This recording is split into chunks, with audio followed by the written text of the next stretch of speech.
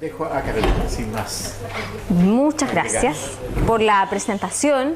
Ya ustedes han visto pomponales, ya hemos conversado un poco, se han mencionado algunas cosas.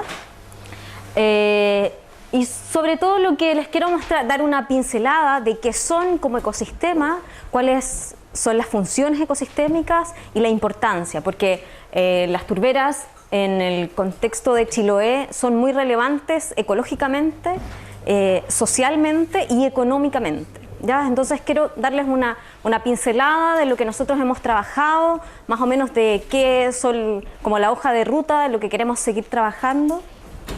Y lo primero es diferenciar dos conceptos que normalmente se confunden un poco, qué es turbera y qué es turba, ¿ya? Sobre todo ya si alguien por lo menos tiene una idea, ya no se va a confundir. Sobre todo es importante para el manejo tener muy claro cuando yo estoy hablando de un ecosistema, como las turberas, ¿ya? Que es un tipo de humedal, a cuando yo estoy hablando del material que hay depositado en este ecosistema. ¿Ya? Entonces lo primero, las turberas, que es un ecosistema de humedal, pero que se produce y tiene características muy destacadas, muy distintivas, que son que acumula una gran cantidad de materia orgánica, pero bajo ciertas condiciones que también son muy particulares, como son la saturación permanente de agua, la baja disponibilidad de nitrógeno y de nutrientes. ¿Ya? Esos son los puntos claves de oxígeno y nutrientes. ¿Ya? Eso es lo que le da una característica muy particular para que se pueda almacenar una gran cantidad de materia orgánica. El otro concepto importante es la turba. La turba es el material orgánico que se almacena en este ecosistema, ¿ya?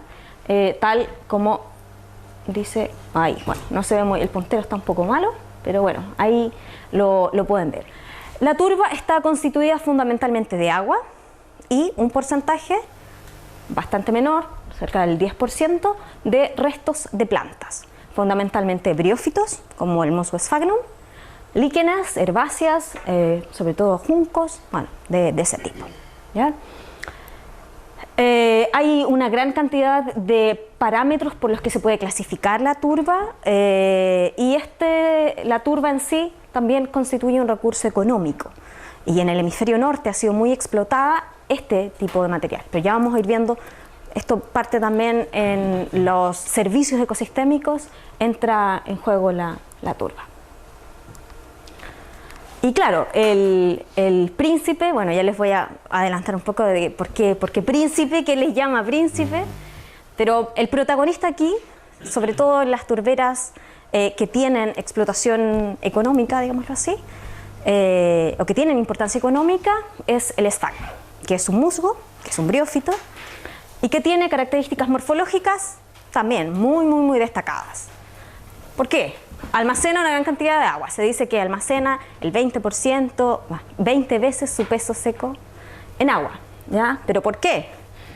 Si aparentemente es una planta común y corriente, bueno, si uno la toma parece una esponja, pero tiene unas células enormes que son huecas, que tienen poros y que es lo que fundamentalmente constituye el organismo. Las células que tienen una función fotosintética son estos pequeños gusanitos que se ven alrededor, los clorocistos, pero lo grande y son vacías y ahí es donde se almacena el agua. Hay una gran diversidad dentro del género Sphagnum.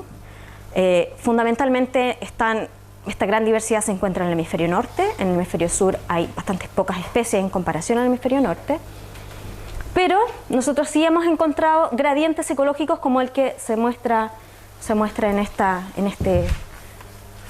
este diagrama. Vemos que las distintas especies ocupan distintos nichos en un mismo complejo de turberas, ¿ya? Tiene como característica que soporta perfectamente la acidez, que lógicamente son plantas adaptadas para esto, pero además ellos mismos generan esa acidez que hay en las turberas, soportan muy bien la humedad, viven casi sumergidas muchas de las especies durante todo el año. Toleran y resisten bajas concentraciones de nutrientes, o sea, no viven muy bien, se desarrollan muy bien, sin casi nitrógeno, con muy poco fósforo, viven de lo más. Tienen una alta resistencia a la pudrición Y bueno, eso ya lo mencioné, lo de los gradientes. Ay, pero no, ¿puedo volver atrás? Que Sí. me interesó, nunca he sabido cómo va creciendo, cómo se reproduce, como un poco el ciclo de vida de ese sphagnum y cómo se forma esa estructura, porque supongo que esa estructura que decía células vacías son células que se formaron alguna vez, fueron vivas y después se murieron. No,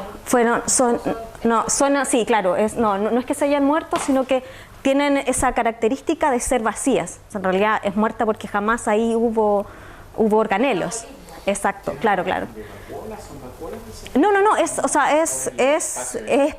espacio que está con, claro, estructura, solo estructura. O sea, claro, ahí tienen celulosa que cubre, pero nunca estuvieron completas ahí con organelos ni nada, siempre estuvieron vacías.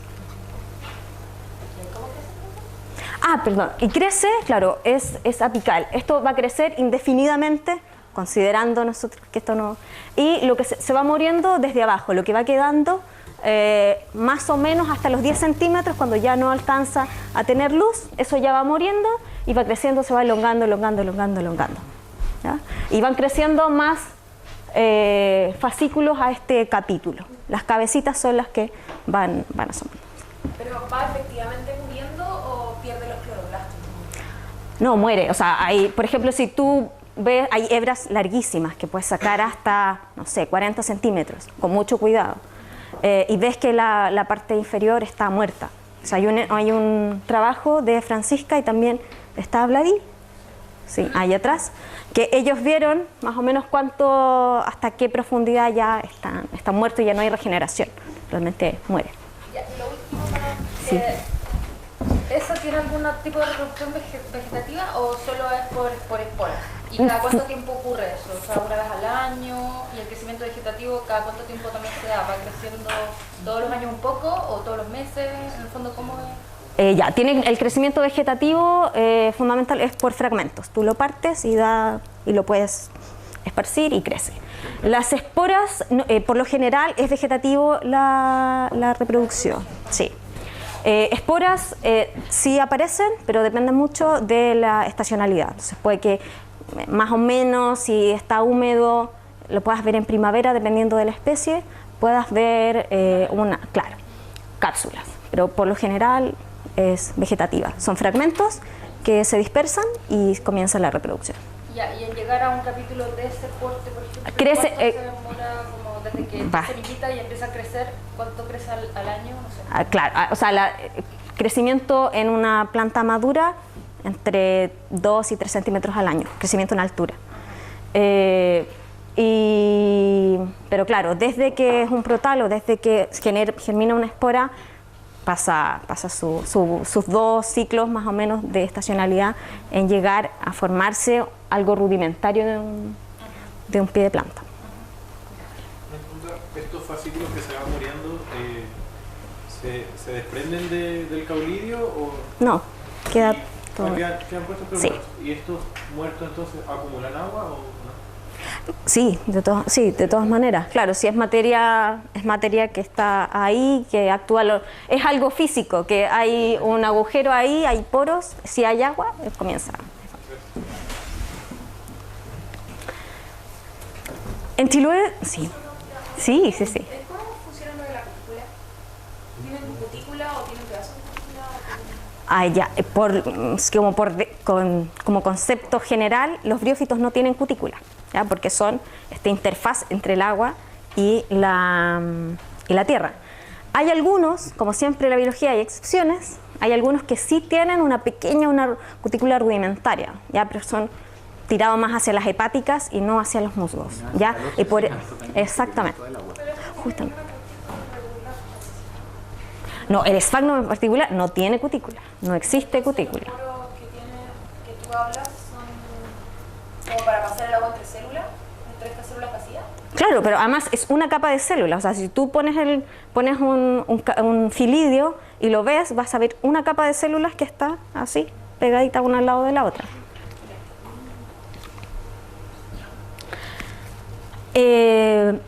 Considerando el origen, hay 2 procesos muy importantes para que nosotros podamos entender cómo se forman estos ecosistemas, ya que son áreas, hábitats que son azonales, ¿ya? Nosotros, por ejemplo, en Chiloé tenemos como dos grandes formaciones que podemos identificar en consideración a la latitud, dos grandes biomas, ¿ya? Hablando del bosque valdiviano y el norpatagónico, ¿ya? Pero dependiendo de las características de los sitios, de la disponibilidad de agua, se van formando otros ecosistemas, ¿ya? Y aquí tenemos los dos rutas fundamentales, cómo se van formando estos ecosistemas, que es la terrestrización y la paludificación.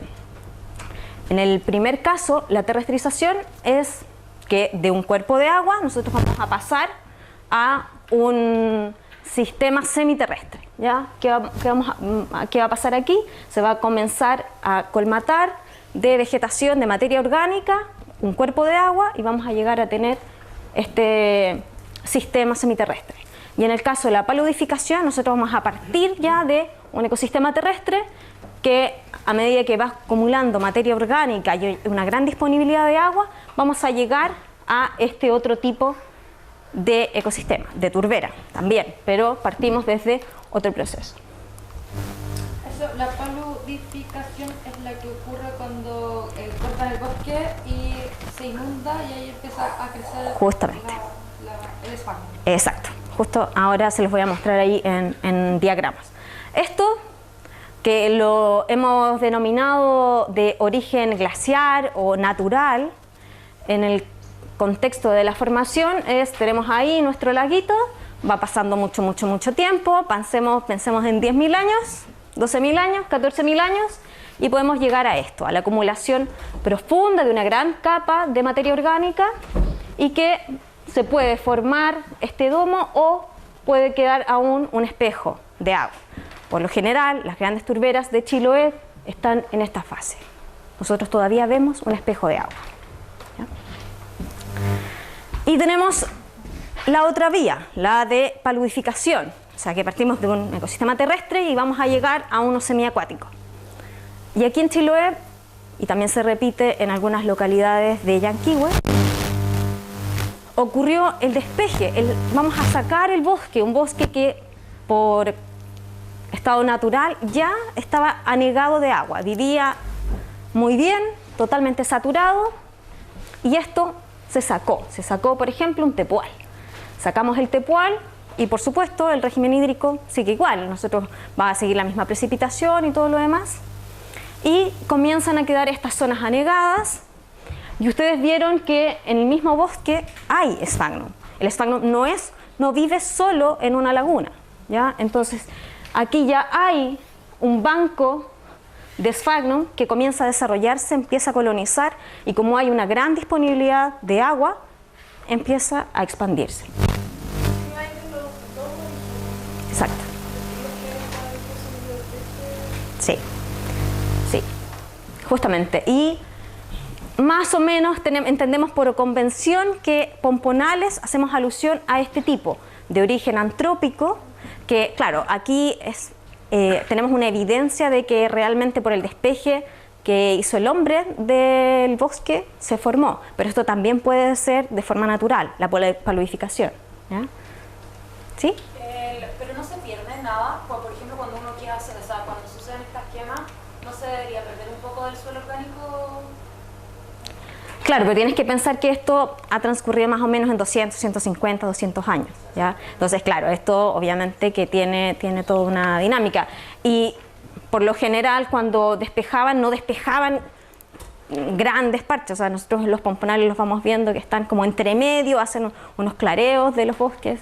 No es una extensión grandísima. Bueno, yo sí he visto cerca del río Chepu que hay una lengua enorme que la quemaron, pero adherede, y como hay una gran disponibilidad de agua, igual va creciendo. Piensa que el esfagno tolera una acidez pero altísima y vive súper bien en condiciones muy bajas de nutrientes, y bueno, incluso hay algunas especies que también, si tienen más nitrógeno, por ejemplo, crecen también. O sea, son unos ingenieros todoterreno que llegan y colonizan. Pero igual evita la colonización de otro tipo de especies, ¿no? Claro, es que depende de las condiciones ambientales. Si hay mucha agua, no hay otras especies. A lo más, el junco va a llegar ahí. Entonces, obviamente que esto es de quién puede soportar esa cantidad, ese anegamiento, porque ya no está el bosque que obviamente hace circular el agua. Ya aquí vamos a encontrar charquitos todos anegados, que por eso se llama. Estos componentes que se forman de origen antrópico, ¿están siempre asociados con la capa de fierrillo o hay algunos sin capa de fierrillo? Es que claro, la capa de fierrillo es lo que hace que sea impermeable, entonces que se anegue estos sitios. Entonces, claro, si no hubiese fierrillo, la cosa no habría esta saturación de agua y no habría gran disponibilidad como para que crecieran estagnos. Entonces, está muy, muy relacionado que haya fierrillo con que haya agua y por lo tanto entre el estagno. ¿Por qué normalmente decían que se forma el estagno después de bosques de tepuales? ¿Qué es particularmente de tepuales? Porque normalmente los tepuales están totalmente anegados de agua y tienen un pH también muy ácido, muy similar al... Entonces normalmente conviven muy bien. Entonces, sí, tú ves, exacto, tú ves muy bien en los tepuales grandes masas cojines de sphagnum, ¿ya? Pero también crecen en otros, en cipresales, en alersales, hay más, no solo en tepuales. Se considera, claro, que podrían ser los más cercanos, pero no es restrictivo solo para tepuales. a ese momento igual sería como bien didáctico poder agregarle el nivel de la napa freática, como en el fondo como sube una vez que se corta el bosque, entonces ahí queda todo como el agüita más arriba. Vale, gracias por ello. Yo haría dos modificaciones más al monito, al modelo en realidad, porque es como un modelo de cómo se forma este sistema, ¿cierto? Lo de la napa me parece importante considerarlo, ver cómo cómo está la napa ahí antes de que se forme el esfagnal, el pomponal. Y la otra cosa que yo vería es que yo creo que muchas de estas cosas ocurren aquí en zonas hondonadas, en zonas un poquito más bajas, entonces como que hay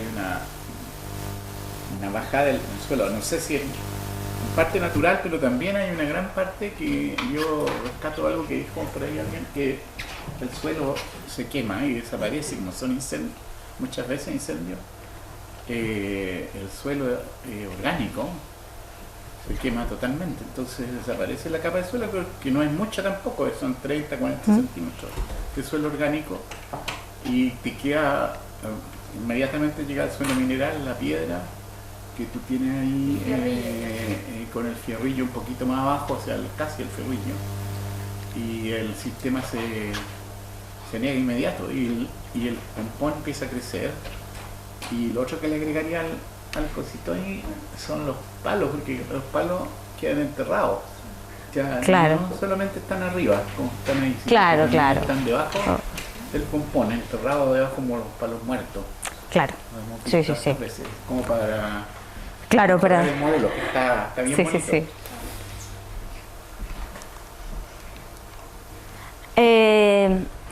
Y bueno, ahora vamos un poco de lleno como para poder entender esta relevancia a nivel ecosistémico.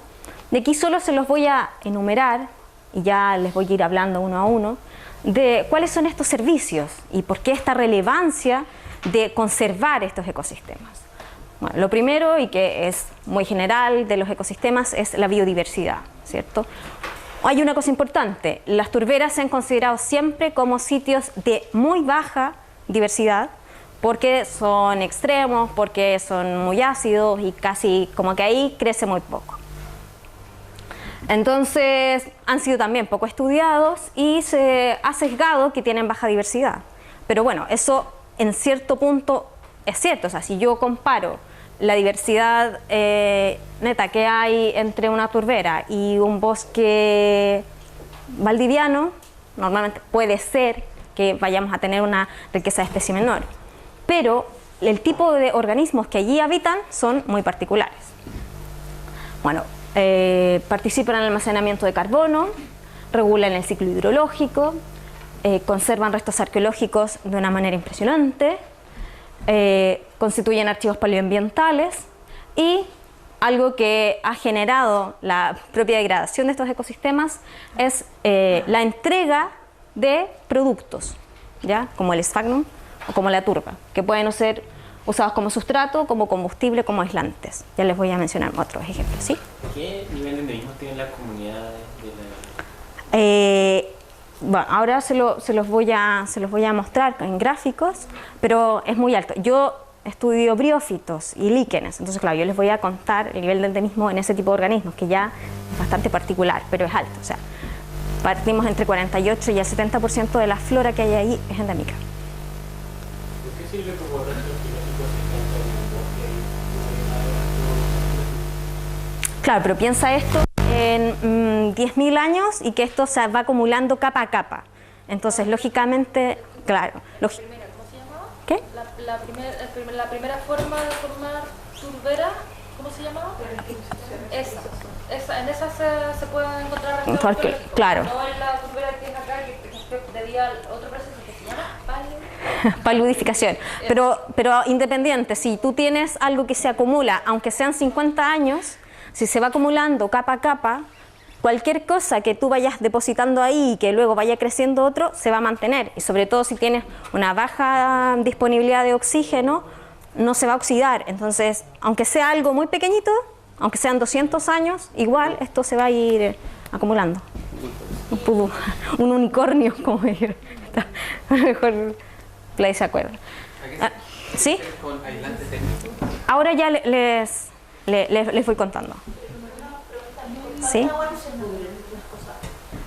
No, porque no hay oxígeno. Y no hay oxígeno y no hay, claro, además, es ácido y no hay organismos descomponedores. Hasta a cierto punto ya hay bacterias que son anaeróbicas y que ahí sí se comienza a degradar, pero eso ya es a niveles muy profundos. Chuta, están mal las pilas parece. Bueno, esto es solo como para que se hagan una idea de la diversidad. Algo que siempre les sorprende, sobre todo a los niños cuando les cuento, las plantas insectívoras, que claro, ellos jamás se imaginan que en Chiloé hay plantas insectívoras y quedan alucinados. Sobre todo cuando les he hecho talleres y llevo una caja grande con muestras, entonces llego, se las pongo ahí y les pregunto de qué porte creen que es una planta insectívora. Claro, lógicamente que piensan que es del porte de la caja. Claro. Pero bueno, hay una gran diversidad de plantas no vasculares, de briófitos, de líquenes, pero también hay algunas plantas vasculares que son interesantes y que son endémicas. Pero no solo plantas hay. Las plantas son la principal componente de la turba, pero también podemos encontrar animales que son endémicos, invertebrados, anfibios, aves. Que vienen de los palos muertos. Exacto. El almacenamiento de carbono. Piensen en una turbera de origen glaciar que ha estado 10.000, 12.000 años funcionando, ¿ya? Y se ha ido acumulando todo este carbono que se ha ido fijando. Estas son más o menos estadísticas, datos a nivel global, como para que se hagan una idea. Cada uno de estos es un tipo de ecosistema. Lo que está acá es la extensión en el planeta y esto es la acumulación de carbono, ¿ya? Esto es densidad y esto es acumulación total, para que vayamos haciendo una comparación. Estos son humedales y estas son turberas. Bueno, aquí están solo consideradas las del hemisferio norte porque son las más extensas. Pero para que vean, o sea, en área es bastante menor en comparación a otro tipo de ecosistemas, pero si nosotros vamos al almacenamiento de carbono, o sea, es por lejos lo que más acumula a nivel global, ¿ya? Se estima que hay 550 gigatoneladas de carbono almacenadas a nivel global en las turberas, ¿ya?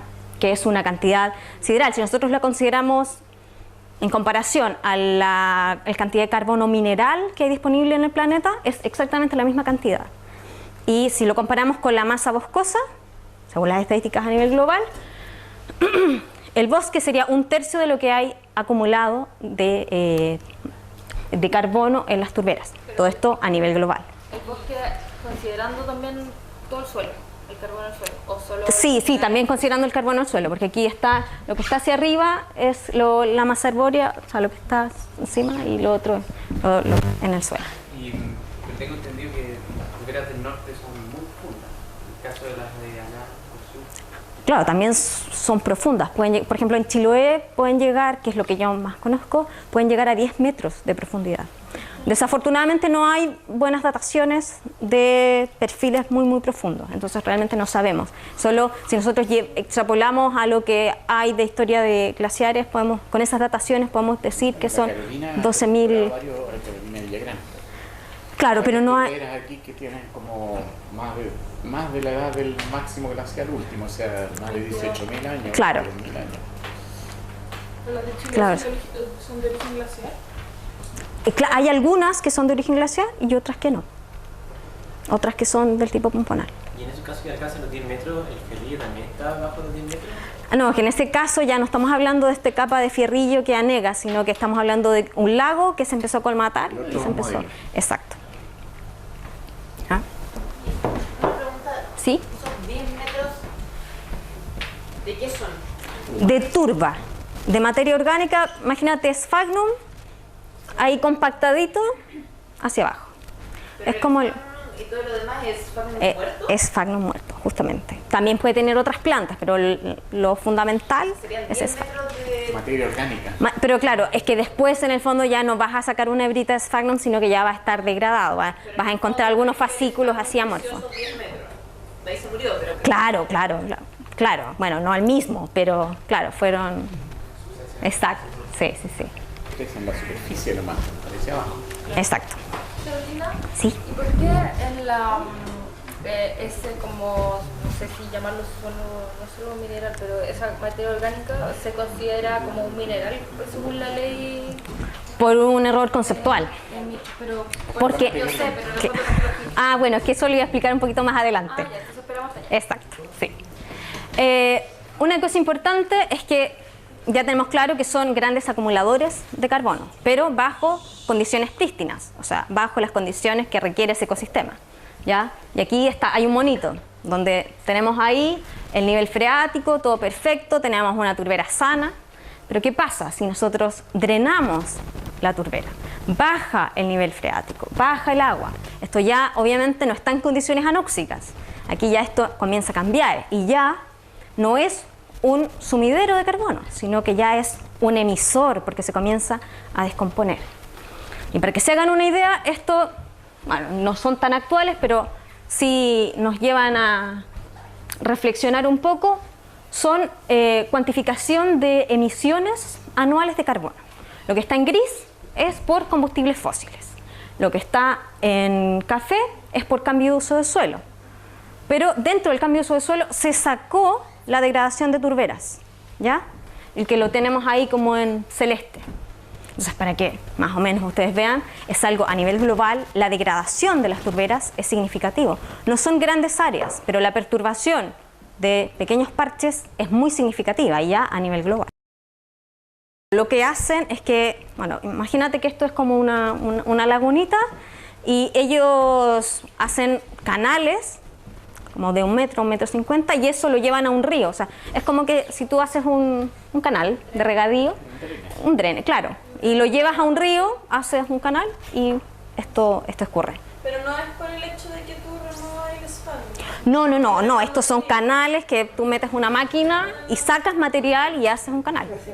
Un canal. Ahí para que se seque y de ahí la sacan. Exacto.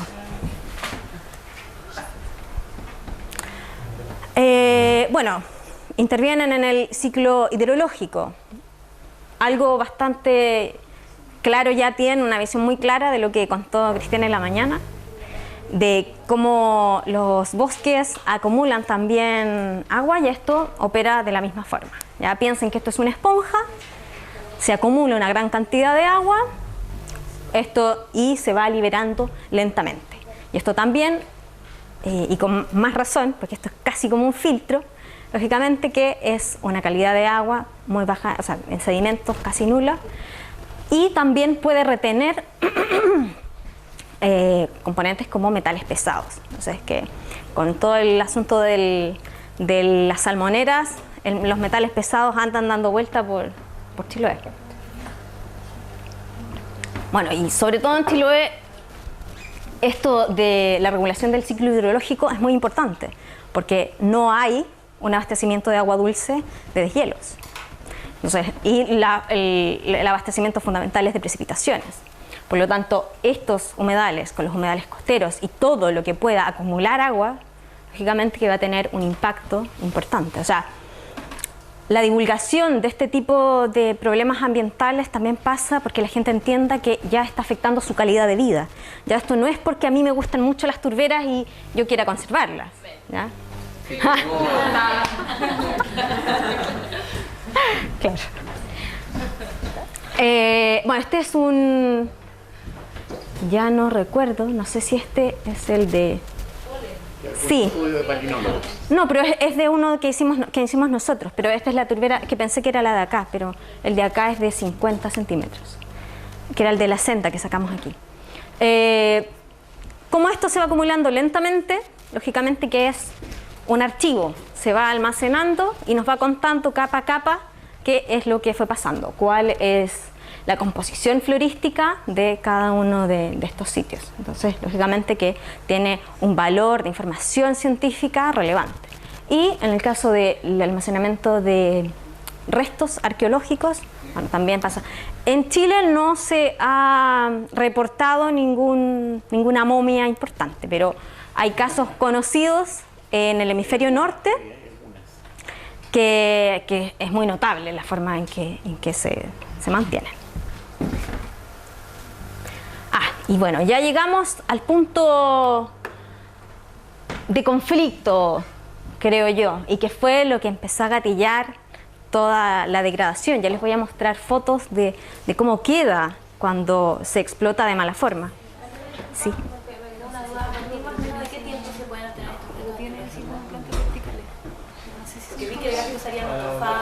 No, pero es que claro, es que eso es distinto. Es que claro, los restos arqueológicos depende en qué época. Esto es un perfil, lo del Nothofagus, eso no, como que no tiene mucha correlación cuando tú encuentras restos arqueológicos.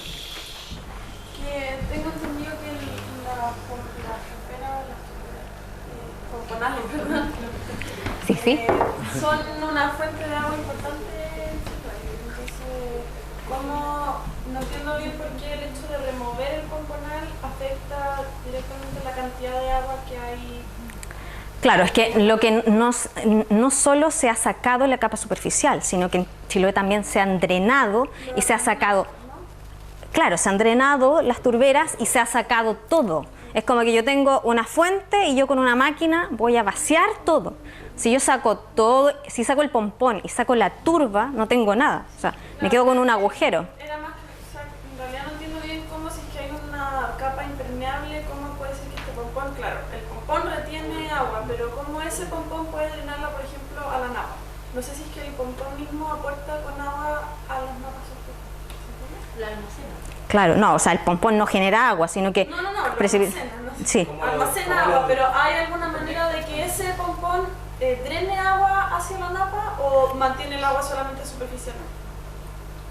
Que drena. ¿Cómo la lleva a los lugares útiles? O sea, al río, cuando, sea. claro, pero eso es por necesidad, o sea, eso va drenando lentamente en épocas de verano. No la lleva una napa, la lleva, por ejemplo, un río superficial. Claro, no, pero también, o sea, también, pero claro, es que eso va a depender de la conexión y del tipo de turbera, y sí puede tener, por ejemplo, de origen glaciar, sí se pueden conectar con acuíferos que sean subterráneos, sí, pero claro, eso va a depender de cada sitio. Acá en Chiloé de las turberas nacen los ríos, ¿no? Principalmente. Hay varias, sí, hay varias que nacen ríos en... Nuestro río nace de una turbera. Este río, que está aquí en el Huiche. Sí. Oye, O sea. ¿de qué edad puede llamarse ya propiamente tal turbera a una turbera? Realmente no hay como una convención, todavía ni siquiera se ponen de acuerdo internacionalmente si con 30 centímetros ya es turbera o con 50 o con... Eso es un poco arbitrario, no hay algo que uno diga más o menos por convención. Si tienes entre 30 y 70 centímetros de materia orgánica acumulada ya es una turbera. Yo creo que si tienes sphagnum es turbera. Claro, pero hay bosque que también tiene turbera y que son 10 centímetros, que es solo sphagnum verde. Claro. Entonces eso no hay algo así como tajante. Bueno. Claro, pero tienes que medirlo, claro, tienes que medirlo en la depresión, no en los cojines, claro. Pero en el fondo serían, 30 centímetros, 70 No, de materia orgánica, no de turba, porque claro, más o menos la turba rubia comienza en el límite donde ya está el nivel freático en va más bajo. lo que decía, que como que estos en el pomponal, por ejemplo, acá son como un popón y hay barro a los lados. Como popón, barro. Entonces, o a veces como un poquito de spandex, pero no es una capa pequeña. Claro, es que tienes que pensar que se formó en algo irregular, pero más o menos tú tienes que hacer un sondaje de varios puntos y hacer una batimetría, de saber más o menos cuánto hay en profundidad media, y ahí más o menos tú podrías sacar. Porque claro, tú puedes encontrarte en 10 centímetros, pero puede ser lodo, y tú más abajo puedes encontrar también... Claro, pero mucho lodo también puede ser por la propia sedimentación del polvillo. Es el origen. Sí, no es por profundidad, sino que más o menos, sí, uno